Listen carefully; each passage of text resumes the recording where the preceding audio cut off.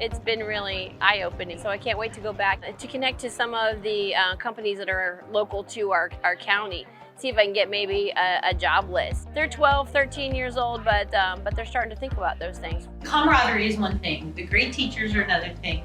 The knowledge that I'm gaining, and then all of the hands-on lessons that are already there and ready to rock and roll, it's great.